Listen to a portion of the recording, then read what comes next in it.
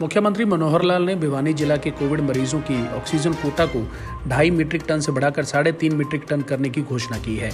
यह कोटा आवश्यकता पड़ने पर और बढ़ाया जाएगा। मुख्यमंत्री बीती देर सायं भिवानी के लघु सचिवालय में DRDA हॉल में जिला कोविड-19 महामारी से निपटने से संबंधित गतिविधियों की समीक्षा कर रहे थे। इस मौके पर मुख्यमंत्री ने कहा कि कोविड की लड़ाई सबसे लंबी लड़ाई है, इसमें हम सब ने अपना योगदान देना है। उन्होंने तहसीलदार व BDO को निर्देश दिए कि वे गाँव-गाँव में लोगों को जाकर जनता कर्फ्यू के लिए प्रोत्साहित करें, जिससे गांव में कोविड के प्रसार को रोका जा सके। इसके साथ साथ लोगों को मास्क लगाने व 2 गज की दूरी के सिद्धांत की पालना के लिए प्रेरित करें। मुख्यमंत्री ने स्वास्थ्य विभाग के अधिकारियों से जिला में सरकारी व निजी अस्पतालों में बेड, ऑक्सीजन, वेंटिलेटर तथा आवश्यक दवाइयों की उपलब्धता आदि विषयों पर समीक्षा की। उन्होंने कहा कि जिला स्तर पर ऑक्सीजन ऑडिट कमेटी का गठन किया जाएगा, जो ऑक्सीजन की लीकेज इत्यादि को कम करने के कदम उठाए गए हैं, जिनमें उपलब्ध ऑक्सीजन को और अधिक मरीजों की जान बचाने में प्रयोग लाया जा सके। पत्रकारों के हरियाणा में 7 दिन के लिए लगाए गए लॉकडाउन से संबंधित सवाल के जवाब में उन्होंने कहा, कोरोना के तेजी से बढ़ते मामलों के कारण यह लॉकडाउन समय की मजबूरी है, ताकि लोग कुछ दिनों तक एक दूसरे के संपर्क में न आए और इस वायरस के फैलाव को रोका जा सके। उन्होंने आश्वस्त किया कि हरियाणा में कोरोना महामारी से निपटने के लिए पुख्ता इंतजाम किए गए हैं। ऑक्सीजन की आपूर्ति पर दुरुस्त करने के लिए हम उड़ीसा से ऑक्सीजन की गाड़ियां मंगवा रहे हैं। आपूर्ति निर्बाध चलती रहे, इसके लिए हम खाली सिलेंडरों को हवाई जहाज के जरिए भेज रहे हैं। भिवानी में कोरोना टेस्ट की रिपोर्ट 24 घंटे में मिल सके, इसलिए रैपिड टेस्ट की संख्या बढ़ाई जाएगी। मुख्यमंत्री मनोहर लाल ने चौधरी बंसीलाल नागरिक अस्पताल का दौरा कर व्यवस्थाओं का जायजा लिया। इस दौरान उन्होंने टीकाकरण केंद्र, फ्लू कॉर्नर आदि पर जाकर तमाम व्यवस्थाओं का जायजा लिया। मुख्यमंत्री ने अस्पताल में मरीजों के साथ आए परिजनों से बात की। उन्होंने कोविड संक्रमण रोकने के लिए लगाई जा रही वैक्सीनेशन की जानकारी ली और अस्पताल प्रशासन को निर्देश दिए कि जरूरतमंद मरीज को किसी भी प्रकार की दिक्कत नहीं आनी चाहिए। मित्रों, आपको सारी बातें पता है, लगातार मैं घूम रहा हूँ और सब जगह मीडिया मित्रों को बैठ भी दे रहा हूँ। बस इतनी बात है कि अभी हम लोगों ने इस कोविड का विस्तार ज़्यादा ना हो, फैलाव ज़्यादा ना हो, इसको कैसे कंट्रोल किया जाए, रोका जाए।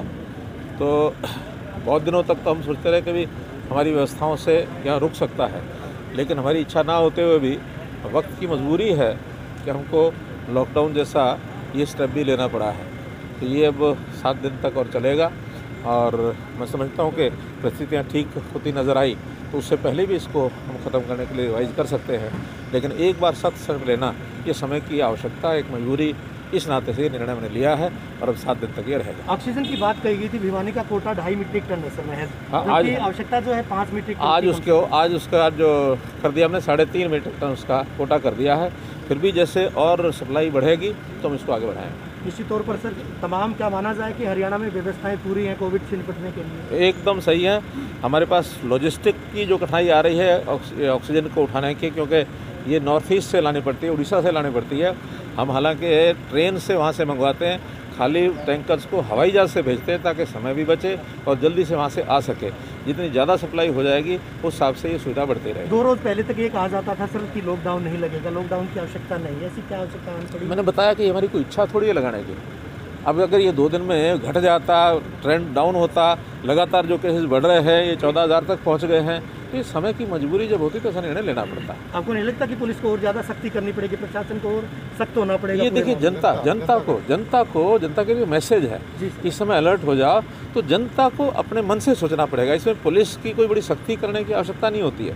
ये जनता को मैसेज होता है कि देखिए आज हमारी मजबूरी है, आप लोग सेफ रहो और सेफ रहने के लिए घर में रहो, ताकि हम इस लॉकडाउन के नाते से इसका जो विस्तार प्रसार हो रहा है ये कोई मैनमेड नहीं है, ये अपने आप दौड़ रहा है आगे। इसको रोकने के लिए हम जो एक दूसरे से संपर्क में कम आए, इसी नाते से इसको लगाया गया। आखिरी सवाल से, टेस्टिंग, ट्रैकिंग और ट्रीटिंग की बात कही जाती है। टेस्ट जब होते हैं, हालांकि हज़ारों की तादाद में होते हैं, लेकिन रिजल्ट जो है 48 से 72 घंटे में आता है, तब तक स्प्रेड और हो चुका होता है कोरोना। तो नहीं, हम कोशिश कर रहे हैं कि 24 घंटे अंदर टेस्ट का रिजल्ट आए और अब हम RT-PCR के बजाय जो रैपिड टेस्ट है उसको ज़्यादा बढ़ाएंगे ताकि तुरंत उसका निर्णय हमको मिल जाए। शुक्रिया सर। देश विदेश की तमाम खबरों से जुड़े रहने के लिए सब्सक्राइब करें सच कहूं और बेल आइकन प्रेस करके पाएं हर लेटेस्ट अपडेट सबसे पहले।